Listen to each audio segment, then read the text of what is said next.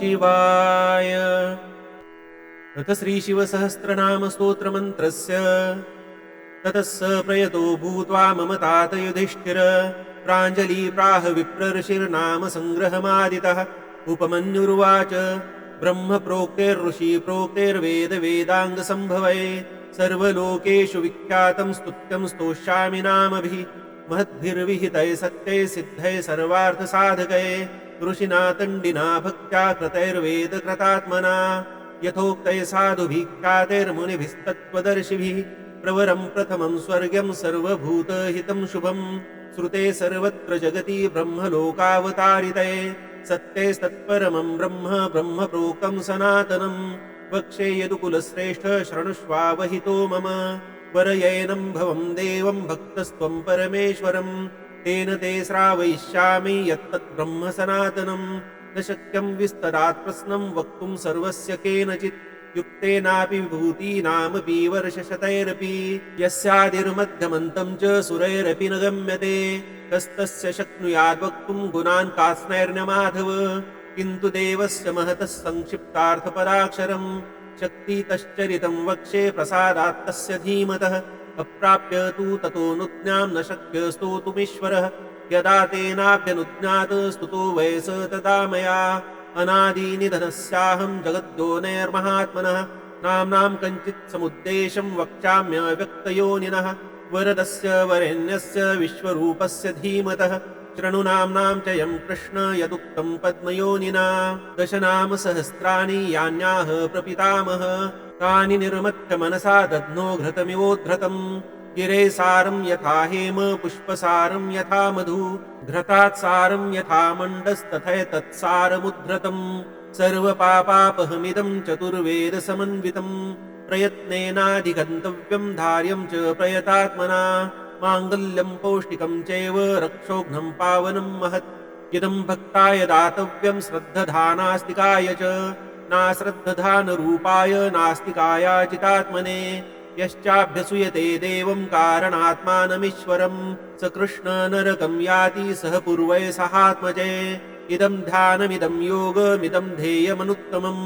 इदं जप्यमिदं ज्ञानं रहस्यमिदमुत्तमम् यं ज्ञात्वा अन्तकालेऽपि गच्छत परमां गतिं पवित्रं मङ्गलं मेध्यं कल्याणमिदमुत्तमम् इदं ब्रह्मा पुरा कृत्वा सर्वलोकपितामह सर्वस्तवानां राजत्वे दिव्यानां समकल्पयत् तदा प्रभृति चैवायमीश्वरस्य महात्मनः स्तवराज इति ख्यातो जगत्यमरपूजितः ब्रह्मलोकादयं स्वर्गे स्तवराजोऽवतारितः यतस्तण्डी पुरा प्राप तेन तण्डीकृतोऽभवत् स्वर्गाच्चैवात्र भूर्लोकं तण्डिना ह्यवतारितः सर्वमङ्गलमाङ्गल्यं सर्वपापप्रणाशनं निगदिष्ये महाबाहो स्तवानामुत्तमं स्तवं ब्रह्मणामपि यद्ब्रह्म परानामपि यत्परं तेजसामपि यत्तेजस्तपसामपि यत्तपः शान्तिनामपि या शान्तिर्धुतीनामपि या धुतिः दान्तानामपि यो दान्तो धीमतामपि या च धीः देवानामपि यो देवो ऋषीणामपि यस्वशी यज्ञानामपि यो यज्ञ शिवानामपि यः शिवः रुद्राणामपि यो रुद्र प्रभा प्रभवतामपि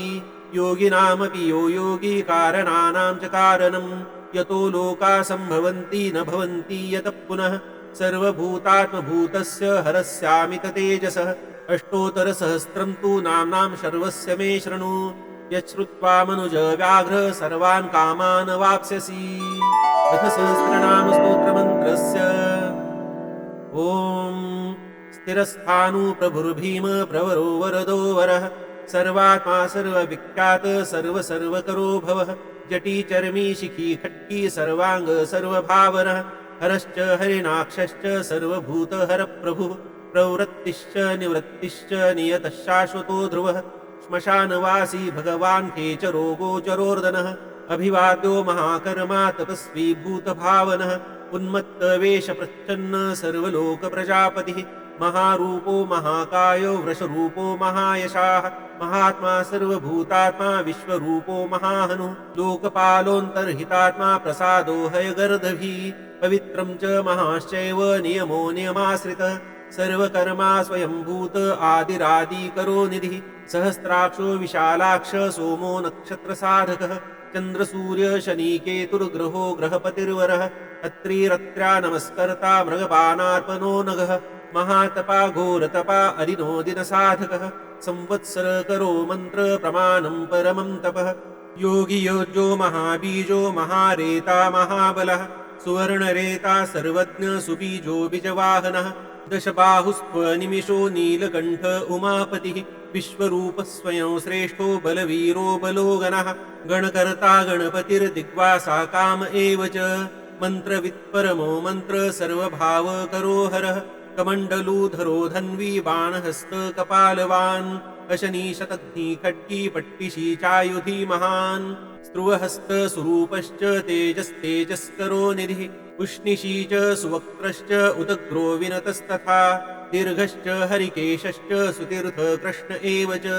श्रगालरूपसिद्धार्थो मुण्डसर्वशुभङ्करः अजश्च बहुरूपश्च गन्धधारी कपर्दपी ऊर्ध्वरेता ऊर्ध्वलिङ्ग ऊर्ध्वशायी नभस्थलः त्रिजटीचीरवासाश्च रुद्रसेनापतिर्विभुः सहश्चरो नक्तञ्चर स्तिग्ममन्युस्वर्चसः गजः दैत्यः कालो लोकधाता गुणाकरः सिंहशार्दूलरूपश्च आर्द्रचर्माम्बरावृतः कालयोगी महानाद सर्वकामश्चतुष्पथः निशाचर प्रेतचारी भूतचारी महेश्वरः बहुभूतो बहुधर स्वरभानुरमितो गतिः नृत्यप्रियो नित्यनर्तो नर्तकः सर्वलालसः घोरो महातपापाशो नित्यो गिरिरुहो नभः सहस्रहस्तो विजयो व्यवसायो ह्यतन्द्रितः अदर्शनो दर्शनात्मा यज्ञः कामनाशकः दक्षयागापहारी च सुसुहो मध्यमस्तथा तेजोपहारी बलः मुदितोऽर्थोजितो वरः गम्भीरघोषा गम्भीरो गम्भीरबलवाहनः नक्रोधरूपो नक्रोध्रो वृषपर्णस्थितिर्विभुः सुतीक्ष्णदशनश्चैव महाकायो महाननः विश्वक्सेनो हरिर्यज्ञः संयुगापिडवाहनः तीक्ष्णतापश्च हर्यश्व सहाय कर्मकालवित् विष्णुप्रसादितो यज्ञसमुद्रो वडवामुखः हुताशनसहायश्च प्रशान्तात्मा हुताशनः उग्रतेजा महातेजा जन्यो विजयकालवित् ज्योतिषामयनं सिद्धि सर्वविग्रह एव च शिखिमुण्डी जटीज्वाली मूर्तिजो मूर्धगो बली वेणवीपणवीताली खलिकालकटङ्कटः नक्षत्रविग्रहमतिर्गुणबुद्धिर्लयो गमः प्रजापतिर्विश्वबाहुर्विभागः सर्वगोमुखः विमोचन सुसरुणो हिरण्यकवचोद्भवः मेढ्रजो बलचारी च महिचारी स्तुतस्तथा सर्वतूर्यनिनादी च सर्वतोद्यपरिग्रहा व्यालरूपो गुहावासी गुहो माली तरङ्गवित् त्रिदशस्त्रीकालधृक्कर्म सर्वबन्धविमोचनः बन्धनस्त्वसुरेन्द्राणां युधि शत्रुविनाशनः साङ्ख्यप्रसादो दुर्वासा सर्वसाधुनिषेवितः प्रस्कन्दनो विभागज्ञो अतुल्यो यज्ञभागवित् सर्ववासः सर्वचारी दुर्वासा वासवोमरः हैमो हेमकरो यज्ञ सर्वधारी धरोत्तमः लोहिताक्षो महाक्षश्च विजयाक्षो विशारदः संग्रहो निग्रह कर्ता सर्पचीरनिवासनः मुख्यो मुख्यश्च देहश्च काहली सर्वकामदः सर्वकासप्रसादश्च सुबलो बलरूपधृत् सर्वकामवरश्चैव सर्वदः सर्वतोमुखः आकाशनिर्विरूपश्च निपाती ह्यवशः खगाः रौद्ररूपोऽशुरादित्यो बहुरश्मिसुवर्चसी वसुवेगो महावेगो मनोवेगो निशाचरः सर्ववासी श्रियावासी उपदेशकरोकरः मुनिरात्मनिरालोकः सम्भग्नश्च सहस्रतः पक्षी च पक्षरूपश्च अतिदिप्तो विशाम्पतिः उन्मादो मदनकामो ह्यश्वत्थोऽर्थकरो यशः वामदेवश्च वाग्मश्च प्राक्तक्षिणश्च वामनः सिद्धयोगी महर्षिश्च सिद्धार्थ सिद्धसाधकः भिक्षुश्च भिक्षुरूपश्च विपनो मृदुरव्ययः महासेनो विशाखश्च षष्टिभागो गवाम्पतिः वज्रहस्तश्च विष्टम्भी चमुस्तम्भन एव च वृत्तावृत्तकरस्तालो मधुर्मधुकलोचनः वाचस्पत्यो वाजसनो नित्यमाश्रमपूजितः ब्रह्मचारी लोकचारी सर्वचारी विचारवित् ईशान ईश्वरकालो निशाचारी पिनाकवान् निमित्तस्थो निमित्तं च नन्दिर्नन्दिकरो हरि नन्दीश्वरश्च नन्दी च नन्दनो नन्दिवर्धनः भगहारी निहन्ता च कालो ब्रह्मा पितामहा चतुर्मुखो महालिङ्गश्चारुलिङ्गस्तथैव च लिङ्गाध्यक्षसुराध्यक्षो योगाध्यक्षो युगावहा बीजाध्यक्षो बीजकर्ता अव्यात्मानुगतो बलः इतिहाससकल्पश्च गौतमोऽथ निशाकरः दम्भो ह्यदम्भो वयदम्भो वश्यो वशकरः कलिः लोककर्ता पशुपतिर्महाकर्ता ह्यनौषधः अक्षरं परमं ब्रह्म बलवश्चक्र एव च नितिर्ह्यनितिशुद्धात्मा शुद्धो मान्यो गतागतः बहुप्रसाद सुस्वप्नो दर्पणोऽथ त्वमित्रजित् वेदकारो मन्त्रकारो विद्वान् समरमर्दनः महामेघनिवासी च महाघोरो वशीकरः अग्निर्ज्वालो महाज्वालो अतिधूम्रो हुतो हविः वृषणः शङ्करो नित्यं वर्चस्वी धूमकेतनः निलस्तथाङ्गलुब्धश्च शोभनो निरवग्रहः स्वस्तिदस्वस्तिभावश्च भागी भागकरो लघु उत्सङ्गश्च महाङ्गश्च महागर्भपरायणः कृष्णवर्णसुवर्णश्च इन्द्रियं सर्वदेहिनां महापादो महाहस्तो महाकायो महायशाः महामूर्धा महामात्रो महानेत्रो निशालयः महान्तको महाकर्णो महोष्ठश्च महाहनुः महानासो महाकम्बुर्महाग्रीव श्मशानभाक् महावक्षा महोरस्को ह्यन्तरात्मा मृगालयः लम्बनो लम्बितोष्ठश्च महामायप्पयोनिधिः महादन्तो महादंष्ट्रो महाजिह्वो महामुखः महानखो महारोमा महाकेशो महाजटः प्रसन्नश्च प्रसादश्च प्रत्ययो गिरिसाधनः स्नेहनो स्नेहनश्चैव अजितश्च महामुनिः वृक्षाकारो वृक्षकेतुर्नलो वायुवाहनः गण्डली मेरुधामा च देवाधिपतिरेव च अथर्वशीर्षसामास्य रुक्सहस्रामितेक्षणः यजुपादभुजो गुह्य प्रकाशो जङ्गमास्तथा अमोधार्थप्रसादश्च अभिगम्य सुदर्शनः उपकारप्रियः सर्वकनककाञ्चनच्छविः नाभिर्नन्दिकरो भाव पुष्करस्थपति स्थिरः द्वादशस्त्रासनश्चाद्यो यज्ञो यज्ञसमाहिताः नक्तं कलिश्च कालश्च मकरः कालपूजितः सगणो गणकारश्च भूतवाहनसारथिः भस्मशयो भस्मगोप्ता भस्मभूतस्तरुर्गणः लोकपालस्तथा लोको महात्मा सर्वपूजिताः शुक्लस्त्रीशुक्लसम्पन्न शुचिर्भूतनिषेवितः आश्रमस्थो क्रियावस्थो विश्वकर्ममतिर्वरः विशालशाखस्ताम्रोष्टो ह्यम्बुजालः सुनिश्चलः कपिलः कपिशशुक्ल आयुश्चैवी परोपराः गन्धर्वो ह्यदितिस्यार्क्ष सुविज्ञेय सुशारदः परश्वधायुधो देव अनुकारी सुबान्धवः कुम्भवीणो महाक्रोध ऊर्ध्वरेता जलेशयः उग्रीवंशकरो वंशो वंशनादो ह्यनिन्दितः सर्वाङ्गरूपो मायावी सुरधो ह्यनिलोनलः बन्धनो बन्धकर्ता च सुबन्धनविमोचनः स यज्ञारी स कामारिर्महादंष्ट्रो महायुधः बहुधा निन्दितः शर्व शङ्कर शङ्करोधनः अमरेशो महादेवो विश्वदेवः सुरारिः अहिर्बुन्ध्यो निलाभश्च चीकितानो हविस्तथा अजैकपाच्यकापाली त्रिशङ्कूरजितः शिवः धन्वन्तरिर्धूमकेतु स्कन्दो वैश्रवणस्तथा धाता शक्रश्च विष्णुश्च मित्रस्त्वष्टा ध्रुवोधरः प्रभाव सर्वगो वायुरर्यमा सविता रविः कुशङ्कुश्च विधाता च मान्धाता भूतभावनः विभुर्वर्णविभावी च सर्वकामगुणावः पद्मनाभो महागर्भश्चन्द्रवक्त्रो निलोनलः बलवांश्चोपशान्तश्च पुराणः पुण्यचञ्चुरी कुरुकर्ता कुरुवासी कुरुभूतो गुणौषधः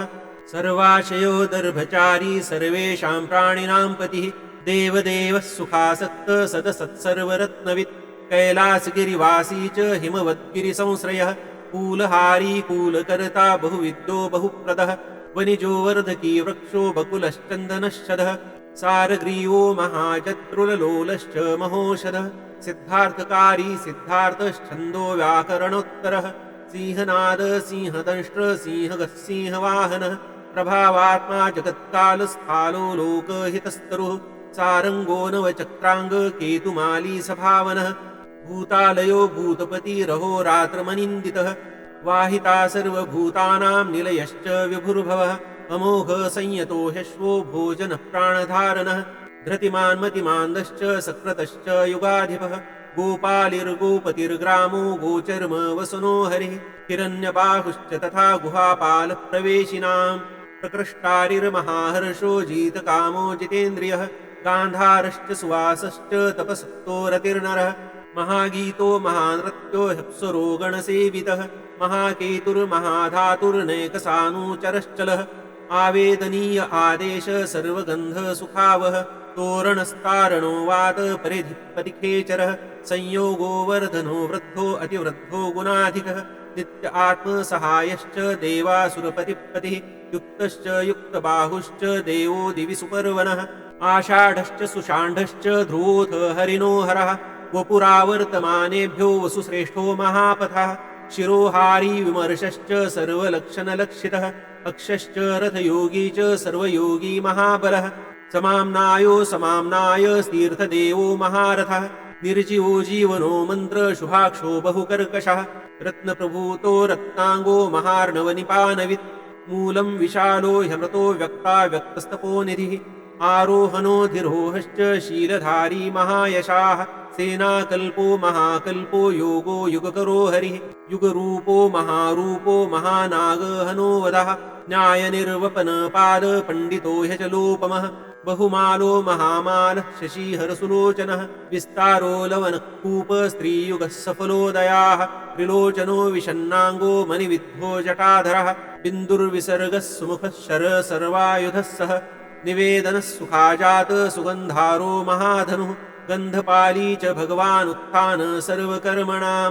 मन्थानो बहुलो वायु सकलः सर्वलोचनः तलस्तालकरस्थाली ऊर्ध्वसंहननो महान् छत्रं सुच्छत्रो विख्यातो लोकसर्वाश्रयक्रमः मुण्डो विरूपो विकृतो दण्डी कुण्डी विकुर्वनः हर्यक्ष ककुभो वज्रो शतजिह्व सहस्रपात् सहस्रमूर्धा देवेन्द्र सर्वदेवमयो गुरुः सहस्रबाहु सर्वाङ्ग शरण्य सर्वलोककृत् पवित्रं त्रिककुन्मन्त्र कनिष्ठ कृष्णपिङ्गलः ब्रह्मदण्ड विनिर्माता शतघ्नीपाशशक्तिमान् पद्मगर्भो महागर्भो ब्रह्मगर्भो जलोद्भवः गभस्तिर्ब्रह्मकृद्ब्रह्मी ब्रह्मविद्ब्राह्मणो गतिः अनन्तरूपो नैकात्मा तिक्मतेजा स्वयंभुवाः ऊर्ध्वगात्मा पशुपतिर्वातरंहा मनोजवः चन्दनी पद्मनालाग्र सुरभ्युत्तरनो नरः कर्णिकार महास्त्रग्वी नीलमौली पिनाकधृत् उमापतिरुमाकान्तो जाह्नवी धृगुमाधवः वरो वराहो वरदो वरेण्य सुमहास्वनः महाप्रसादो दमनः शत्रुहा श्वेतपिङ्गलः पीतात्मा परमात्मा च प्रयतात्मा प्रधानधृत् सर्वपार्श्वमुखस्त्रक्षो धर्मसाधारणो वरः चराचरात्मा सूक्ष्मात्मा अमृतो गोवृषेश्वरः साध्यर्षिर्वसुरादित्यो विवस्वांसवितामृतः व्याससर्ग सुसंक्षेपो विस्तरः पर्ययो नरः ऋतुसंवत्सरो मास पक्षसङ्ख्यासमापनः कलाकाष्ठालवामात्रा मुहूर्ताः क्षपाक्षणः विश्वक्षेत्रं प्रजाबीजं लिङ्गमाद्यस्तु निर्गमः सदसद्व्यक्तमव्यक्तं पिता माता पितामहः स्वर्गद्वारं प्रजाद्वारं मोक्षद्वारं त्रिविष्टपं निर्वाणं हलदनश्चैव ब्रह्मलोकपरागतिः देवासुरविनिर्माता देवासुरपरायणः देवासुरगुरुर्देवो देवासुरनमस्कृतः देवासुरमहामात्रो देवासुरगणाश्रयः देवासुरगणाध्यक्षो देवासुरगणाग्रणिः देवातिदेवो देवर्षिर्देवासुरवरप्रदः देवासुरेश्वरो विश्वो देवासुरमहेश्वरः सर्वदेवमयो चिन्त्यो देवतात्मात्मसम्भवः उद्भित्त्रिविक्रमो वैद्यो विरजो निरजोऽमरः इड्यो हस्तीश्वरो व्याघ्रो देवसिंहो नरर्षभः विबुधोग्रवरः सूक्ष्म सर्वदेवस्तपोमयः सुयुक्त शोभनो वज्री प्रासानां प्रभो व्ययः गृहकान्तो निजसर्ग पवित्रं सर्वपावनः शृङ्गी शृङ्गप्रियो बभ्रुराजराजो निरामयः अभिरामः सुरगणो विरामः सर्वसाधनः ललाटाक्षो विश्वदेवो हरिणो ब्रह्मवर्चसः स्थावराणां पतिश्चैव नियमेन्द्रियवर्धनः सिद्धार्थ सिद्धभूतार्थो चिन्त्य सत्यव्रतशुचिः व्रताधीप परं ब्रह्म भक्तानां परमागतिः विमुक्तो मुक्ततेजाश्च श्रीमान् श्रीवर्धनो जगत् इति श्रीसहस्रनामस्तोत्रम् यथा प्रधानं भगवानिति भक्त्यास्तो मया यन्न ब्रह्मादयो देवा विदुस्तत्त्वेन नर्षयः स्तोतव्यमर्चं वन्द्यं च कस्तोष्यति जगत्पतिम् भक्तिं त्वेवं पुरस्कृत्य मया यज्ञपतिर्विभुः ततोऽभ्यनुज्ञां सम्प्राप्य स्तुतो मतिमतां वरः शिवमेभिस्तुवन् देवं नामभिपुष्टिवर्धने नित्ययुक्त शुचिर्भक्त प्राप्नोत्यात्मानमात्मना एतद्धि परमं ब्रह्म परं ब्रह्मादिगच्छति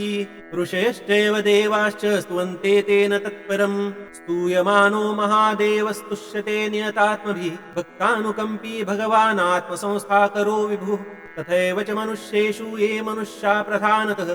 आस्तिका श्रद्धानाश्च बहुभिर्जन्मभिस्तवे भक्त्या ह्यनन्यमीशानं परं देवं सनातनं कर्मणा मनसा वाचा भावेनामित तेजसः शयानाजाग्रमाणाश्च व्रजन्नुपविशंस्तथा उन्मीषन्निमिषंश्चैव चिन्तयन्तः पुनः पुनः शृण्वन्तः श्रावयन्तश्च कथयन्तश्च ते भवम् स्तुवन्तस्तूयमानाश्च तुष्यन्ति च रमन्ति च जन्मकोटिसहस्रेषु नानासंसारयोनिषु जन्तोर्विगतपापस्य भवे भक्ति प्रजायते उत्पन्ना च भवे भक्तिरनन्या सर्वभावतः भाविनः कारणे चास्य सर्वयुक्तस्य सर्वथा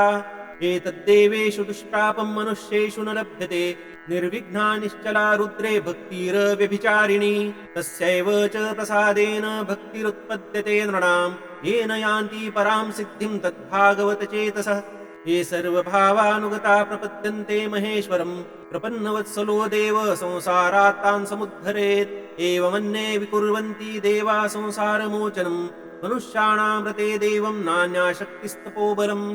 इति तेनेन्द्रकल्पेन भगवान् सदसत्पतिः प्रत्युवासास्तुतः प्रश्नतण्डिना शुभबुद्धिना स्तवमेतं भगवतो ब्रह्मा स्वयमधारयत् गीयते च स बुद्धयेत् ब्रह्मा शङ्करसन्निधौ इदं पुण्यं पवित्रं च सर्वदा पापनाशनं योगदं मोक्षदं चैव स्वर्गदं तोषदं तथा एवमेतत् पठन्ते य एकभक्त्या तु शङ्करं या गति साङ्ख्ययोगानां व्रजन्त एतां गतिं तदा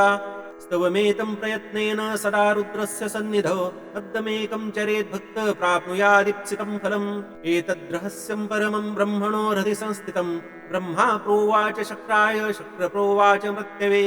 मृत्यु प्रोवाच रुद्रेभ्यो रुद्रेभ्यः स्तण्डिमागमत् महता तपसा प्राप्तस्तण्डिना ब्रह्मसद्मनि तण्डि प्रोवाच शुक्राय गौतमाय च भार्गवः वैवस्वताय मनवे गौतम प्राह माधव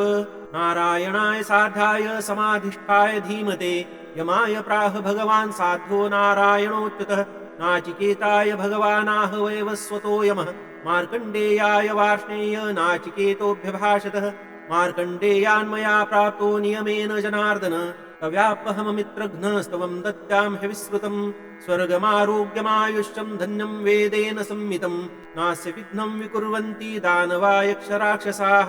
पिशाचाया तु धाना वा गुह्यका भुजगा अपि यः पठेच्छुचिपार्थ ब्रह्मचारी जितेन्द्रियः अभग्नयोगो वर्षं तु सोऽश्वमेधफलं लभेत् इति श्रीमन्महाभारते अनुशासनपर्वणि दानधर्मपर्वणि 48 श्रीमहादेवसहस्रनामस्तोत्रं सम्पूर्णम् श्रीकृष्णार्पणमस्तु श्रीशिवार्पणमस्तु।